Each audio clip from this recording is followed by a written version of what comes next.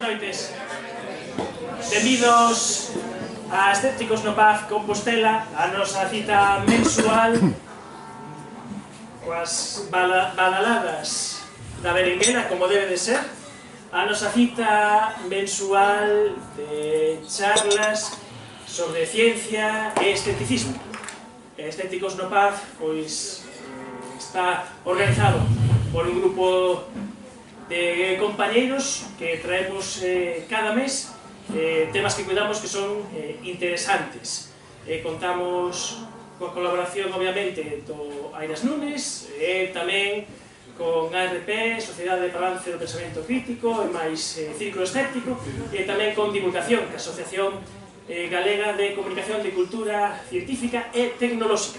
E dito isto, pois temos a sorte de que esta noite imos mergullarnos na nosa propia historia, na historia da ciencia de Galicia de principios do século XX, que é unha historia que non coñecemos, que descoñecemos totalmente, e é a veces difícil saber onde imos e non sabemos de onde vimos. Un dos máximos especialistas no estudo da nosa historia é Ricardo Gurriarán. Ele é doutor en Historia, fixo precisamente a súa tese de doutoramento sobre este período concreto da nosa historia, da historia da ciencia en Galicia, especialmente da Universidade de Santiago de Compostela. E, bueno, el nos vai a, eu coido que abrir os ollos a este período fascinante no que hai, bueno, como di o título, dúas partes moi destacadas que son esa modernidade e ese apagón. Ricardo. Moitas grazas, Manuel. Bueno, boas tardes, grazas por vires aquí e a chegarse unha noite ás 9 a escoitar unha historia, non? Cando se fala de modernidade no ámbito científico, en calquer ámbito, temos que trasladarnos bastante atrás para ver con carácter xeral ou universal que foi a modernidade e que problemas tivo. Moitas gracias. Coñecemento, pensamento, ciencia e mobilidade van xuntos. E digo mobilidade porque no gran imperio que en España e as súas terras había, isto non vai agora.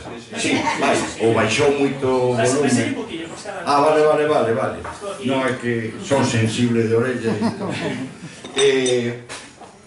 Dicía que o tema da mobilidade o introduzo como un elemento fundamental para o avance e a modernización do pensamento con carácter xeral e incluso no ámbito científico, concretamente. A blindaxe que os monarcas impuxeron a transferencia do coñecemento, por chamarlle cunha palabra moderna, foi absoluto prácticamente. É dicir, non había posibilidade ninguna de traer xente a nivel formativo, nin había posibilidade de irse formar fora. Neste sentido, quedamos bastante orfos e incluso con grandes problemas a introdución de elementos estranxeirizantes que podían ser nocivos para a boa moral que naquel momento o catolicismo reinante xunto co bloque de poder dominante tiñan monopolizado o coñecemento a todos os niveis. Neste caso, os centros de aprendizaxe, de coñecemento, etc. e tal, estaban monopolizados pola Igrexa, como ben sabedes, e creo que estes elementos vanse manter durante moito tempo e hai un período de permisividade cos ilustrados e coa chegada dos Borbóns relegando os Austrias, que vai haber unha certa permisividade en esta transferencia de coñecemento, pero tamén con un referente moi próximo que é a Revolución Francesa, que se complicaba aquilo do que podía aprender a xente fora, a parte de ciencia, coñecemento e rudimentos de técnicas, etc. Nese sentido, é importante o labor que fixeron, sobre todo como con un carácter bastante instrumentalizado ligado ao desenvolvemento social e económico do país que había daquela. Viñeron franceses moi coñecidos no ámbito da química, por poñer un exemplo, e logo no ámbito da xeoloxía, enxeñería, etc. Viñeron, e moita xente fora do marco universitario, porque daquela o dogma e a revelación estaba nos textos bíblicos que empapaban as universidades.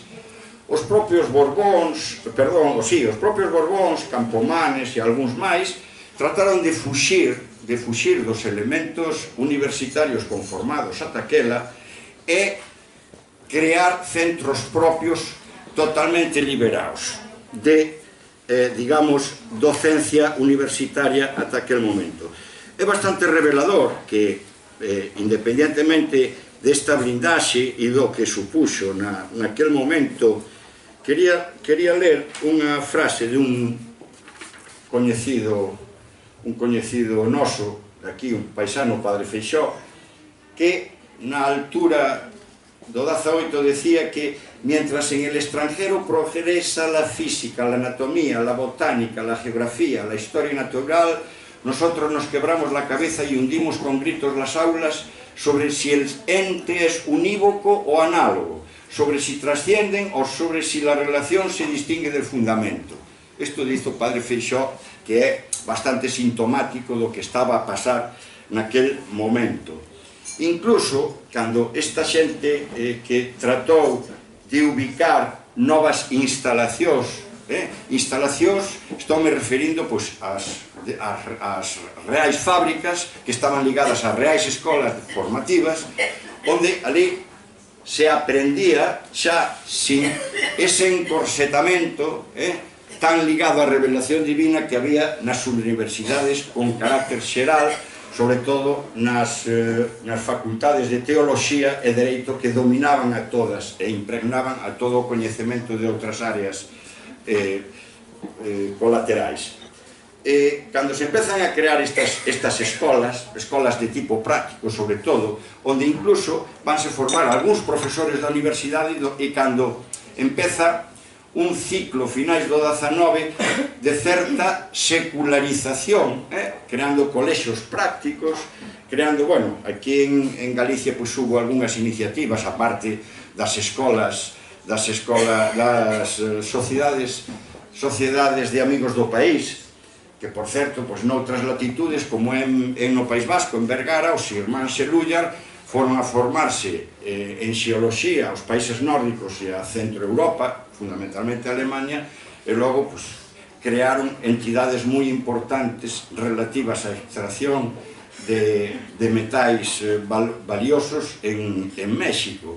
Este señor, bueno, o Fausto Lúllar, como coñecedes, foi o que levou o wolframio ao descoñecemento e a inclusión na tabla periódica. Fausto e xunto cos seis irmáns. Vou beber un pouco.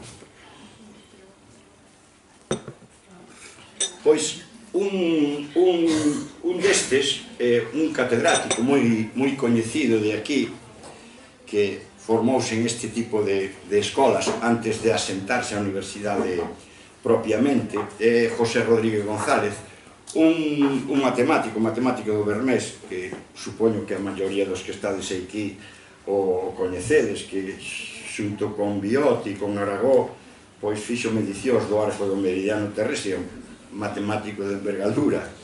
E decíalle un amigo nunha carta que creo que los discípulos destos colegios, os colexios novos que se estaban creando, deberán aventajarse y sobresalir más que los estudiantes de Pío Pío de nuestras mezquinas universidades.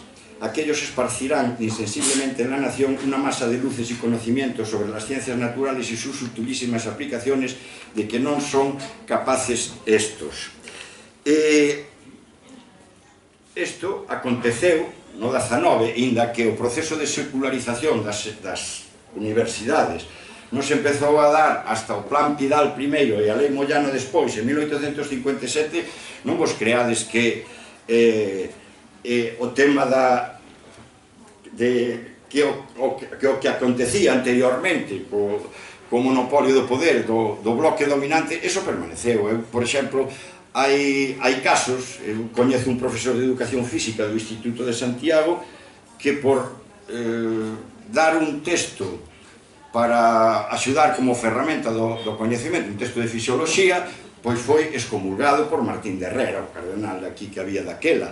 O mismo, fixadevos que estou agora a falar de 1921, a don Roberto Novoa Santos, catedrático de Patoloxía Xeral na Universidade de Santiago, un discurso de comezos de curso en 1921, o bispo de Santiago ordenou unha queima pública dos libros que contiñan ese discurso de comezo de curso a todo o pobo de Santiago, porque atentaba o contido ao normal proceder e a ética e a moral cristiana.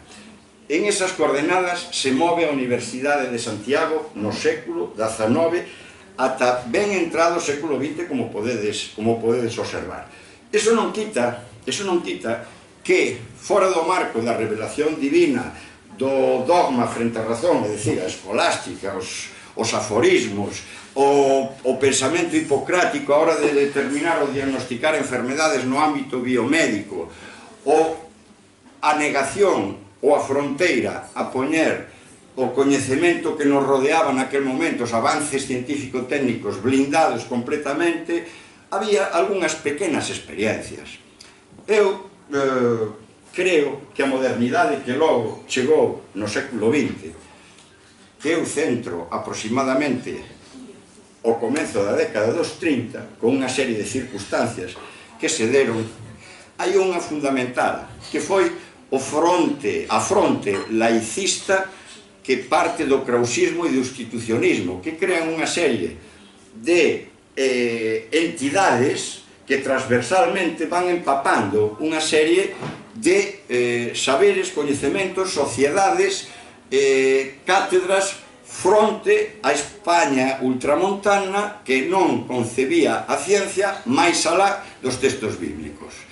Isto é unha loita que se dá durante o XIX, moito tempo no tempo, de un século longo, un século moi complicado, que nalgúns momentos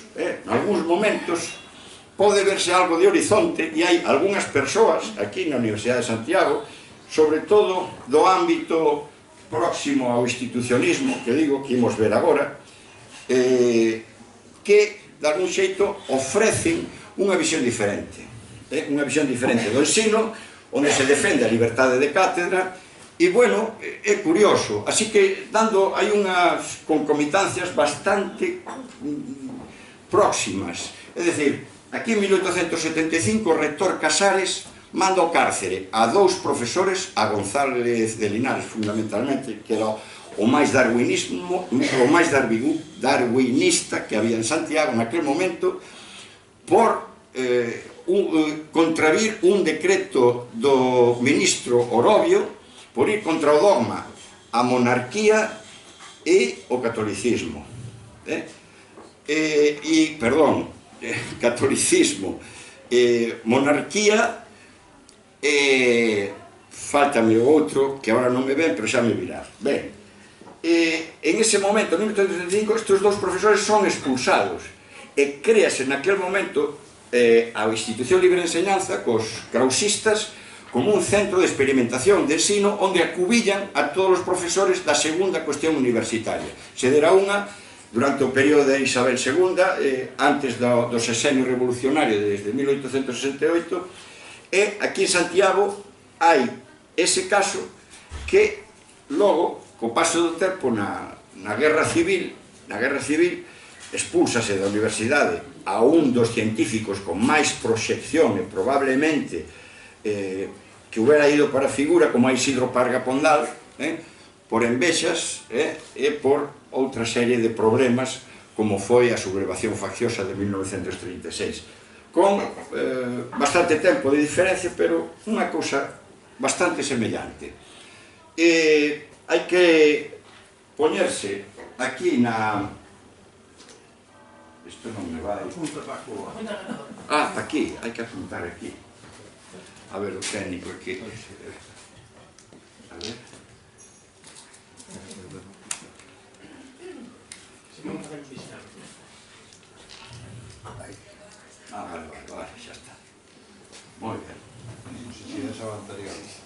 Sí.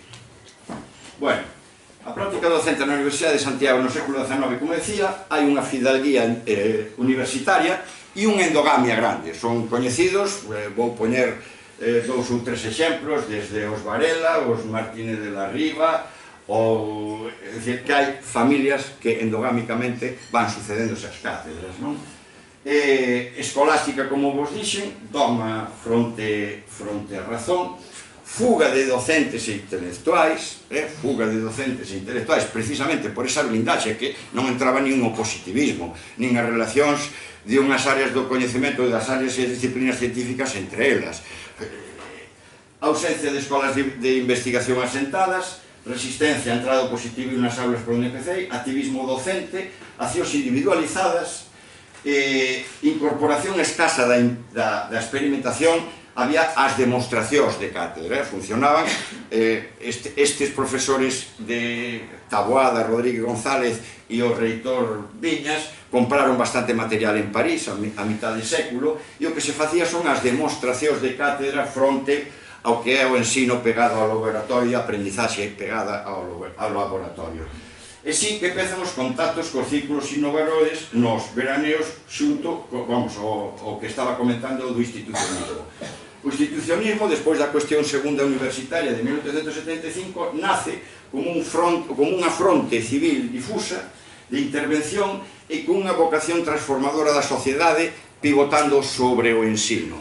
Aí se experimenta na institución libre de enseñanza e dai xurden, como imos ver enseguida, unha serie de elos que estaban interrelacionados e que, de algún xeito, supuxeron un avance grandísimo, sobre todo na metodoloxía e sobre todo na didáctica das ciencias e das disciplinas científicas.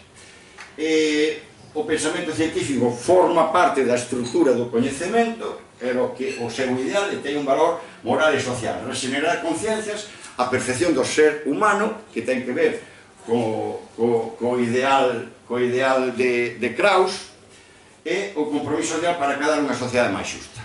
Ben, sí que penetraron transversalmente no poder fronte ao que había, é dicir, desde o propio Montero Ríos, que foi un dos seus primeiros reitores, o coñecido Montero Ríos, profesor de Dereito, e fomentan o asociacionismo tamén e a sociabilidade de experiencias educativas con carácter interdisciplinar. As intervencións que fixo o institucionismo, así moi rápido, desde a creación da extensión universitaria, as primeiras bolsas de estudio, sobre todo cando coincidiu o período dos liberais, que había bastantes liberais do ámbito institucionista, librepensadores, masones, un cóctel bastante difuso. Os congresos pedagóxicos, aquí temos moi próximos a eles, que creo que vemos na seguinte diapositiva. A Concepción Arenal, por exemplo, estaba moi ligada ao institucionismo e concretamente a Francisco Ginés de los Ríos.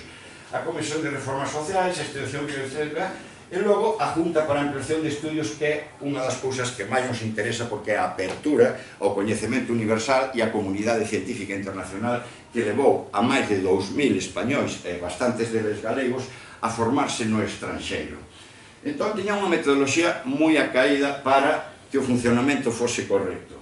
A elección das persoas para dirixir esas institucións, unha capacitación previa á xestión directa no estranxeiro, en Europa ou en América, unha transacción política para poñer en marcha, para a posta en marcha, unha difusión e unha apoiatura no mesmo sentido que eles, sobre todo en xornais, en revistas especializadas, etc., de apoio a esas iniciativas e logo crear uns organismos que non estuveran ao calor do turnismo reinante de liberais e conservadores para que tuvera unha certa continuidade.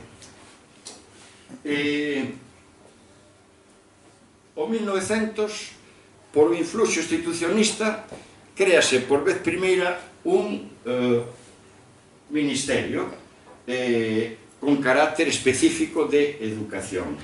Hai dos investigadores que, no ámbito das ciencias naturais, Ignacio Bolívar, e no ámbito da química, Rodríguez Carracido, que era daqui de Santiago, foi incluso foi discípulo de González de Linares, aquel que vos falei antes da segunda cuestión universitaria, incorporan ao mundo da universidade e ao mundo docente de alta formación tanto a Estación de Biología Mariña Primeira de Santander, despois hubo unha aquí tamén, e o Museo de Ciencias, que era unha entidade con máis de 150 anos funcionando, intégrase dentro do sistema universitario. E fomentan o asociacionismo con dúas asociacións moi importantes. A Sociedade Española de Física e Química, que, por certo, premiou no ano 29 a Parga Pondal como científico non só con máis proxección, sino naquel momento como xeoquímico formado no Instituto Politécnico de Zúrich, e a Asociación para o Progreso das Ciencias. Aquí hai iniciativas individuais, como Ramón Varela da Iglesia, que é un home catedrático de Fisioloxía, competiu con Cajal a histoloxía, porque tiña unha vocación máis ben do ámbito da microbioloxía e da microbioloxía e da histoloxía, competiu con Cajal na Cátedra de Madrid. Manuel Varela Radío era un home sobrinho de Ramón Varela da Iglesia, un catedrático de xinecoloxía e obstetricia formado con Stoeckel, que é un dos máis importantes xinecólogos do mundo en Berlín, Novoa Santos, que é moi coñecido, García Varela, discípulo de Ignacio Bolívar, que é un dos que primeiro fomentou a experimentación, o coleccionismo e o excursionismo didáctico científico. E de Deulofeu Poch, que era un catalán que estivo aquí como profesor na Facultade de Farmacia durante 20 anos e deixou unha pegada moi interesante. Contacto previo co estranxeiro, todos, didáctica experimental e metodoloxía activa, coñecemento lingüístico para achegarse aos textos da ciencia difundidos en outros idiomas. E eu vos empezaba a comentar que Ramón Varela da Iglesia tiña unha escola de traductores alemanes e os informes Volcan, que son dos máis importantes no ámbito da medicina, con un mes de diferencia cando salían en Alemania, traducían aquí e editábano aquí en Santiago. Montaba aparellos de precisión e microscopios na propia Facultade de Medicina de Santiago, e incluso facía resúmenes de compendios de artigos de medicina que tamén saían e era unha forma de difundir, e, bueno, todos os discípulos de Ramón Varela da Iglesia, como había unhas carencias infraestructurais grandísimas, iban ao seu laboratorio particular, e, bueno, era un home, polos textos e os traballos dele, moi interesante para a época de tránsito de século, xubilouse en 1917. Tamén fomentaban o traballo en equipo e crearon escolas de investigación xa no tránsito de século, non? Créase en 1907 este organismo que se chama Junta para a Preparación de Estudios, que xa antes din un flash,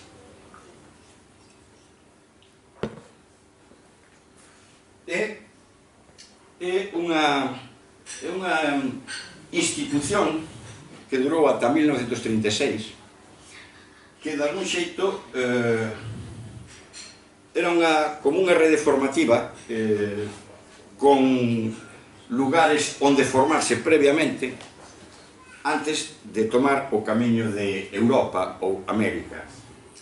E nos altos do hipódromo, que é onde estaba instalada a residencia de estudiantes, onde está actualmente en Madrid o Museo de Ciencias e o de Minería, aí na residencia de estudiantes estivo, por exemplo, Negrín, co seu laboratorio de fisioloxía, e aí había como 4 ou 5, logo había outra zona que era enfrente onde vivía Cajal. Cajal era o presidente da Junta para a Preparación de Estudios, enfrente de Cajal, onde estaba Torres Quevedo, cos seus laboratorios de aprendizaxe dentro desta rede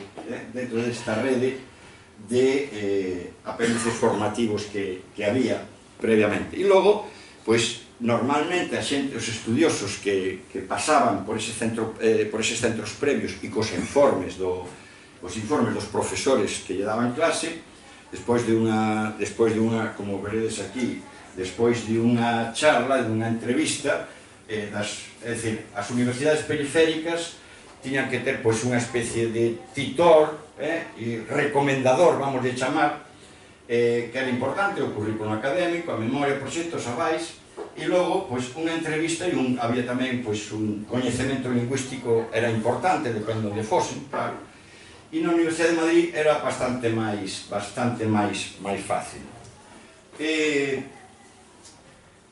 Do total de bolseiros, un 10% foron galegos, e dese 10%, 50% eran médicos. Sobre o número de solicitantes, en Galicia é curioso que a relación de un 2 dábase en Galicia, mentras un 5 era para os de fora. Un 6% de galegos estiveron aloxados do total de residentes, o 6% foi galegos, e os principais axentes en Galicia para o acceso eran os innovadores que vimos anteriormente, Varela Radío, Varela da Iglesia, Novo Santos, e un novo personaxe que aparece aí, Juan López Suárez, que era un médico curioso que foi formarse coas primeiras bolsas a Estrasburgo, colleulle a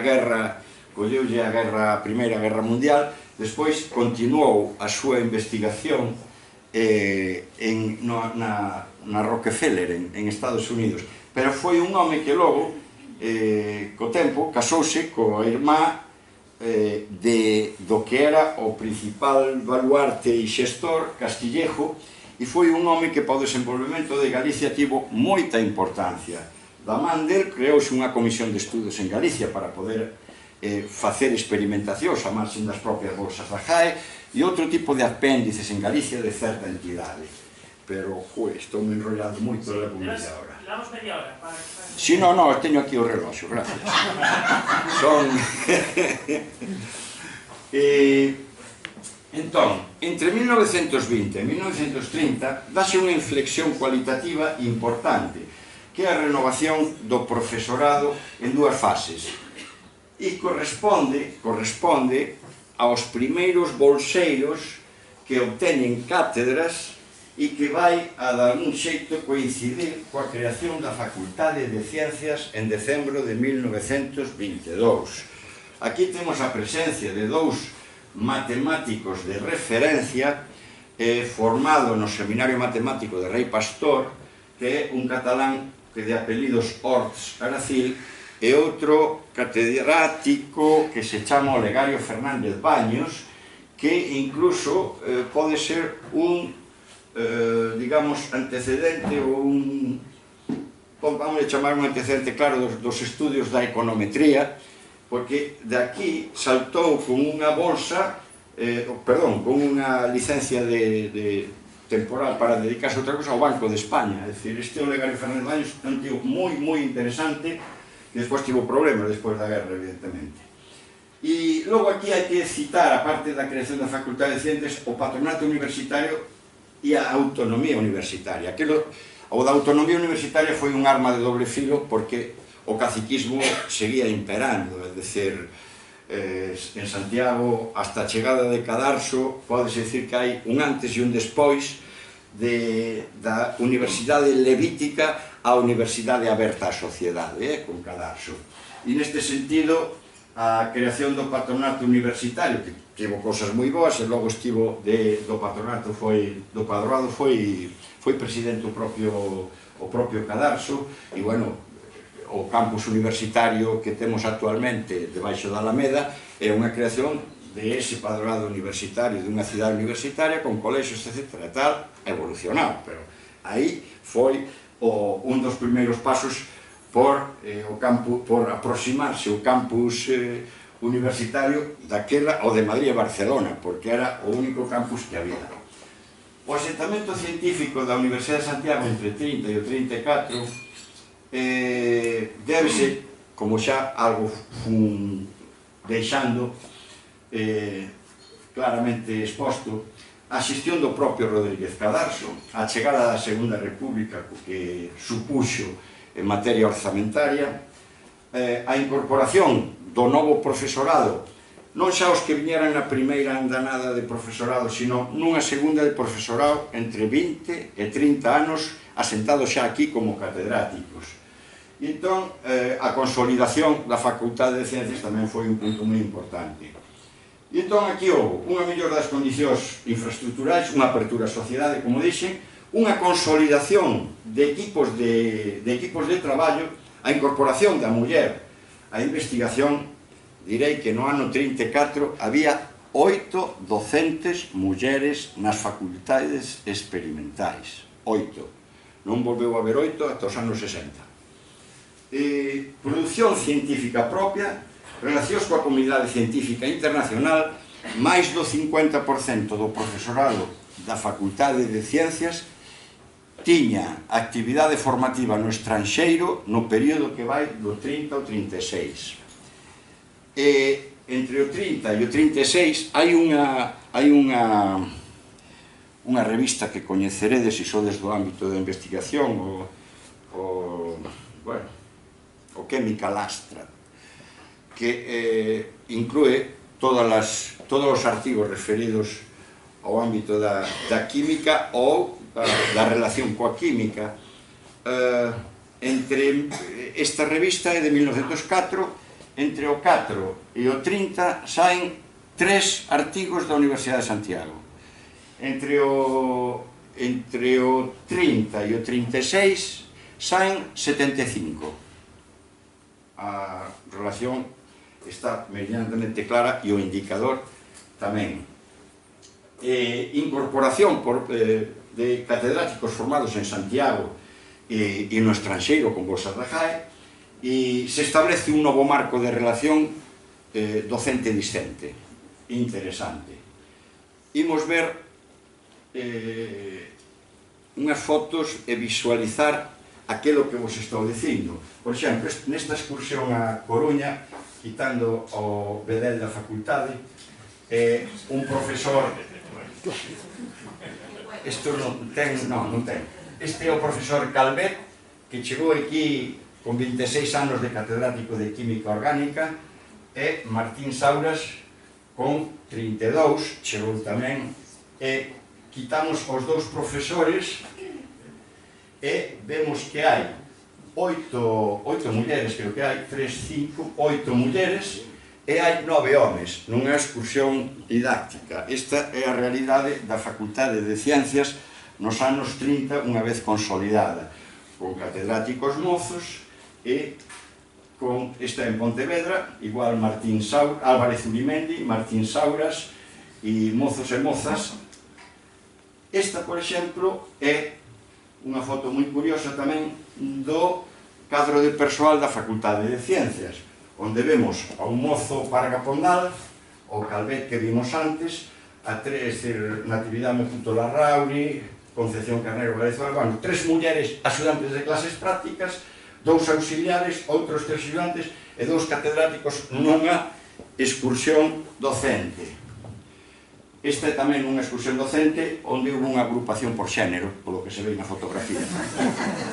Aquí disfrutando de un río próximo, pero non fun capaz de adivinar onde era, mozos e mozas, docentes aí tamén e algúns alumnos e alumnas. Esta é tamén unha excursión na ría de Vigo.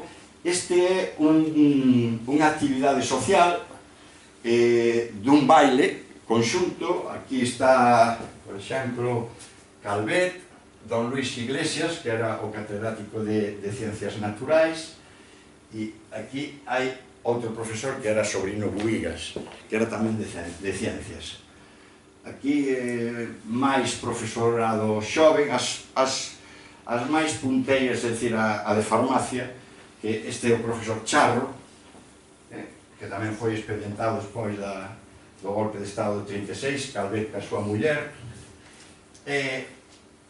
Por poñer un exemplo, isto en Madrid, un acto social, pero para ver a diferencia, aquí con smoking, eu aquí recoñezo aquí a Grande Cobián, por xuventude, está, miran por aí, este é o, bueno, catedrático cardenal, León Cardenal, que ten un dicionario moi coñecido de términos médicos.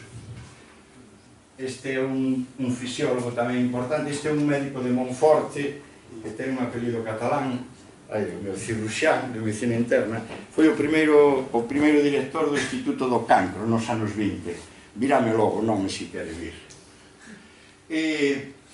Curiosa foto. Primeira universidade de verán no ano 33 en Santander, na Madalena. Aí hai 4 premios Nobeles. E aí está Fernando Calvet coordinando unha mesa de química orgánica en ese primeiro encontro da Universidade Menéndez Pelayo. Bueno, daquele non se chamaba Menéndez Pelayo, era Universidade de Verano, Universidade de Verano, sin máis, o primeiro ano. Hai que decir que a presencia destes profesores mozos levou a que por vez primeira aparecesen nos artigos de investigación que aparecesen mulleres por vez primeira desde o ano 30 a carón dos seus mestres, cousa que non acontecera máis que con Novo a Santos, que meteu as dúas irmás Fernández de la Vega nun artigo en 1916, un artigo de medicina interna e de experimentación. E logo, o que é importante tamén, Calvet é un home que se formou en Oxford, e un home que chegou a traballar con 3 premios Nobel diferentes.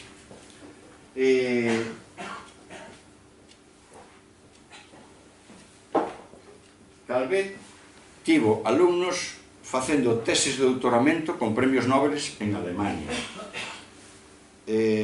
Hoffmann, que é un fisiólogo, hai un fisiólogo, Hoffmann, pero este era químico orgánico, catedrático de química orgánica en Múnich.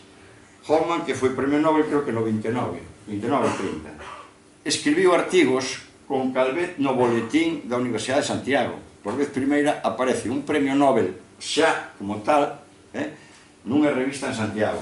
Incluso en Santiago estivo un premio Nobel no Congreso da Asociación para o Progreso das Ciencias no ano 34, que é moi curioso porque durou un día. Houve hai xente por aquí que supoño que sonará Lora Tamayo, que foi ministro de Educación entre o 62 e o 69. Pois Lora Tamayo viñera a ese congreso aquí, onde estaba Bill Statter, que era un físico premio Nobel, foron de excursión ao Pazo de Oca. No Pazo de Oca subiu tanta xente que fundiu o chan e morreron 2 persoas e tal, e suspenderon o congreso. Pero bueno, veu un premio Nobel e este home, Lora Tamayo, quedou coxo para toda a súa vida. Estivo un ano aquí internado en varios... Estaba Schrödinger, Perdón? Estaba Schrödinger. Schrödinger, dixen Bill-Statter, era Schrödinger, perdón, equivoqueime. Este é o staff dos químicos orgánicos, o profesorado, e aí xa están todos, Calvet, Zurimendi no medio e Martín Sauras encima, e, bueno, os outros son alumnos formados na propia universidade, e todos, prácticamente, menos as mulleres que non lle deixaban sair. Sublevación, quédame 5 minutos pos 45, vou a liquidar rapidamente isto, despois, en todo caso, espállome máis. A represión cae sobre o profesorado máis activo. Hai 3 períodos, o indiscriminado, comezos da guerra, onde se reprende, se sanciona os que están máis lonxe, os que colleron vía do exilio do territorio republicano aínda. Logo, unha represión institucionalizada con tribunais específicos onde se abren expedientes, hai unha comisión A, Pois eu vos podo decir que, por exemplo, na Comisión A residía en Zaragoza. Martín Sauras, que era de inorgánica, marchou en concurso de traslado no 36 para Zaragoza. Foi dos poucos que estuvo no cárcere e en un campo de traballo. Sancións administrativas e económicas maioritariamente sobre o profesor forano sin conexión con redes de influencia local que tiñan moita importancia a hora de ser, de influir, para que non fose tal. E logo un sentido, houve aquí un sentido bastante corporativo. Tamén é certo, hai que distinguir aquí os médicos que podían salvar vidas e podían ter unha capacidade instrumental dentro da guerra, sobre todo nos feridos e nos hospitais de guerra, sendo esta unha capital sanitaria do noroeste da fronte de Asturias e das primeiras frontes do Cantábrico, que eran máis matizadas as represións sobre eles porque se podían utilizar nos propios tal e sobre todo os cirurxiáns nin o conto. E sancións exemplarizantes os profesores máis comprometidos coa modernización, sobre todo Calvet e Parga. Calvet, bueno, tivo que escapar como pudo, aproveitou que tiña aí unha bolsa para ir a traballar con von Euler, que foi un premio Nobel en Estocolmo, marchou a Estocolmo primeiro e despois marchou a Oxford, de novo, a Inglaterra. E prometéronlle que non lle iban facer nada, entrou por Portugal, pero bueno, o primeiro que intuído colleron foi o Caldeiro, despois sacárono, estivo expulsado da docencia durante moito tempo, os seus compañeiros denunciárono, algúns solidarizáronse con el, pero ata o ano 45 non retornou á docencia, pero foi director científico en Celtia e fixo un labor que está aínda por escribir e por relatar o que fixo Calvet en Celtia, desde o DDT ata outras cousas. O novo Estado exclúe ao profesorado con perfil innovador, evidentemente, e se está configurando unha nova universidade moi de suficiente adhesión co golpe de Estado, co novo réxime, cos principios fundamentais que rexía aquela cruzada, e se fixo, é dicir, por poñer un exemplo numérico bastante indicativo, no escalafón de profesores catedráticos no curso 35-36 era de 900, quedaron a mitad aproximadamente. Na altura de 1950 había máis reitores enterrados no exilio que aquí, reitores de universidade, digo. Hubo unha certa man aberta por parte do delegado da Cámara xa no 45, que foi cando se lle levantou a sanción a Calvet para reintegrarse de novo, e o delegado da Cámara foi bastante tolerante. Despois, bueno, tuvo unha inflexión, sendo partido de ser un camisa bella, pero despois foi evolucionando e acabou casi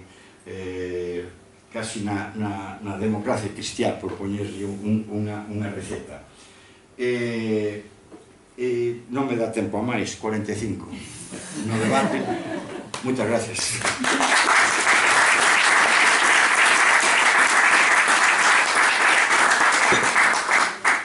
Moi disciplinado, saltos un tema, non pasa nada, pero ben. Como? Moi disciplinado. Ben.